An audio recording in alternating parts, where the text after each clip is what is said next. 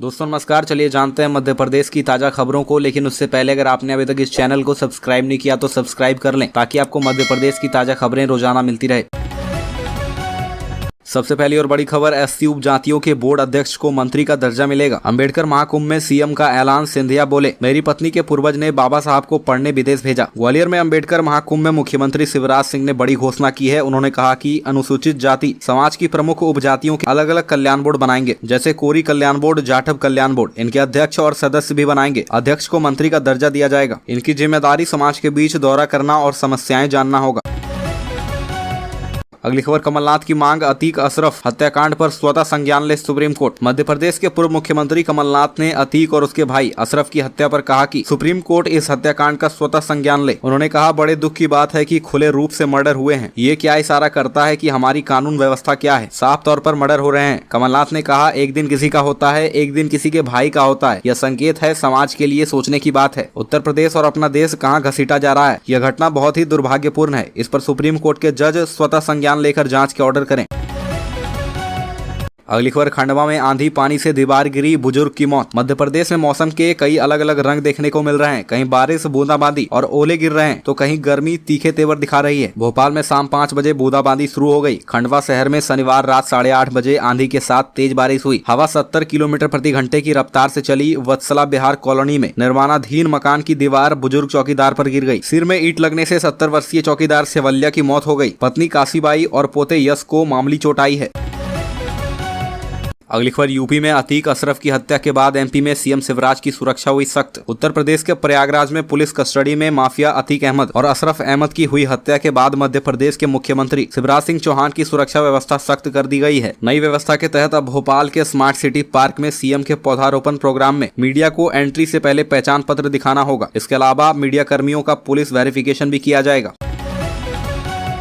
अगली खबर, भोपाल में चलते फिरते नौजवान की मौत। पिछले दिनों मध्य प्रदेश में चलते फिरते नाचते गाते हार्ट अटैक से हुई मौतों के कई मामले सामने आए। ताजा केस 12 अप्रैल का है। भोपाल में 27 साल का सौरभ मीना जिम से बाहर निकला, उसे खांसी आई और मौत हो गई। 18 मार्च को पोस्ट ऑफिस डिपार्टमेंट भोपाल के असिस्टेंट डायरेक्टर सुरेंद्र कुमार दीक्षित बस आज की रात है जिंदगी गाने पर डांस कर रहे थे। नाचते नाचते अचानक गिर पड़े। 3 से 4 सेकंड में उनकी मौत हो गई। 22 मार्च को भोपाल में तैनात सीआरपीएफ हवलदार गिरीश चंद्र तिवारी जवानों को परेड कराते कराते जमीन पर गिर पड़े और मौत हो गई। मौत की ये कहानियां हार्ट अटैक का नया चौंकाने और डराने वाला रूप बता रही है। जान गंवाने वालों में से युवाओं के साथ 8 साल तक का बच्चा शामिल है। अगली खबर, कलर्स के शो में इंदौर की चाइल्ड आर्टिस्ट कुरांगी विजयश्री नागराज अब कलर्स के शो सुहागन में नजर आएंगी। इंदौर की रहने वाली चाइल्ड आर्टिस्ट कुरांगी नागराज 9 साल की है। कुरांगी राव स्थित दिल्ली पब्लिक स्कूल में 5वीं क्लास में पढ़ाई करती है। कुरांगी 3.5 साल की छोटी उम्र से ही अभिनय के क्षेत्र में काम कर रही है। अब कुरांगी कलर्स के शो सुहागन में नजर आएंगी।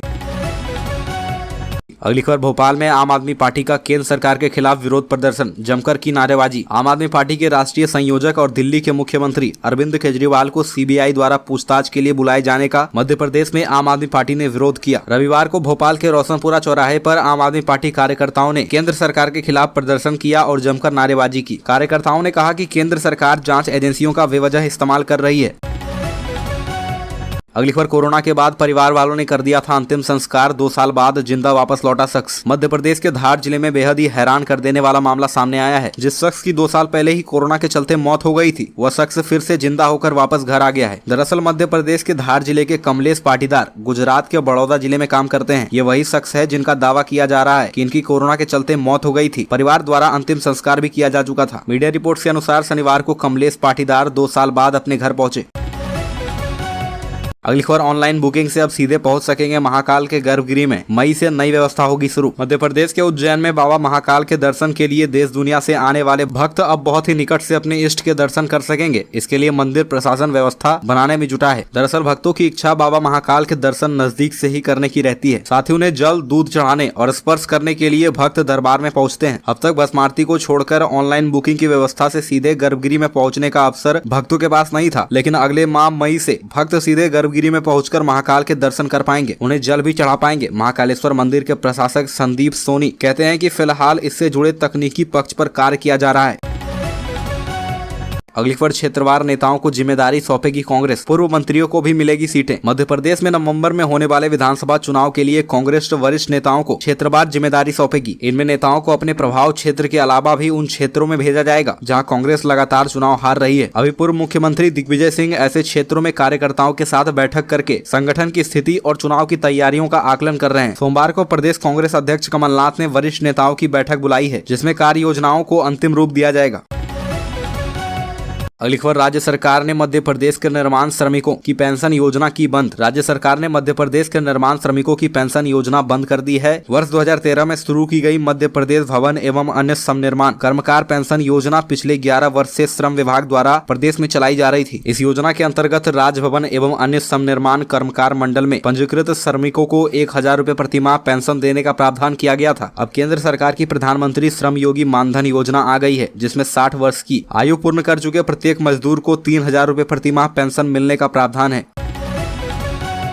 अगली खबर, पूर्व बसपा विधायक शीला त्यागी ने थामा कांग्रेस का हाथ। बहुजन समाज पार्टी की वरिष्ठ नेता और पूर्व विधायक शीला त्यागी ने कांग्रेस का हाथ थाम लिया है। रविवार को उन्होंने भोपाल में प्रदेश कांग्रेस कार्यालय पहुंचकर पार्टी की सदस्यता ग्रहण की। पूर्व मुख्यमंत्री एवं प्रदेश कांग्रेस अध्यक्ष कमलनाथ ने उन्हें पार्टी की सदस्यता दिलाई। मध्य प्रदेश कांग्रेस ने रविवार को ट्वीट के माध्यम से इसकी जानकारी साझा करते हुए कहा कि प्रदेश कांग्रेस अध्यक्ष कमलनाथ जी के नेतृत्व से प्रभावित होकर आज रीवा जिले की मनगवा विधानसभा से पूर्व विधायक शीला त्यागी जी बसपा छोड़कर कांग्रेस में शामिल हुई। शीला त्यागी रीवा जिले की मनगवा विधानसभा क्षेत्र से विधायक रही हैं। मध्य प्रदेश में इस साल के अंत में विधानसभा के चुनाव होने हैं।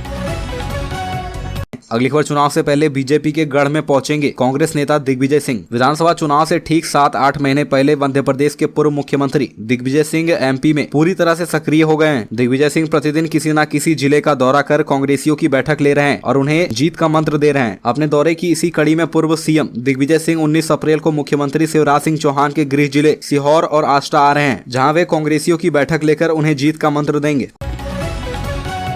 अगली खबर, रानी कमलापति के नाम पर सियासत गरमाई। मध्य प्रदेश में एक बार फिर रानी कमलापति के नाम की गूंज है। नेता प्रतिपक्ष डॉक्टर गोविंद सिंह ने अंबेडकर जयंती के अवसर पर भिंड में आयोजित एक कार्यक्रम के दौरान कहा था कि रानी कमलापति को कोई नहीं जानता। भाजपा ढूंढ ढूंढ कर स्थानों के नाम रख रही है, जिन्हें कोई नहीं जानता उन्हें हीरो बना रही है। मुख्यमंत्री शिवराज सिंह चौहान ने नेता प्रतिपक्ष के बयान का रविवार को करारा जवाब दिया। मुख्यमंत्री शिवराज सिंह चौहान ने कहा कि एक खानदान का नाम जपने वालों, कम से कम प्रदेश और देश तथा जनजातीय भाई बहनों का गौरव रानी कमलापति का तो अपमान मत करो। कांग्रेसियों, तुमने तो कभी महापुरुषों का सम्मान किया ही नहीं और आज भाजपा कर रही है तो तुम्हें तकलीफ हो रही है।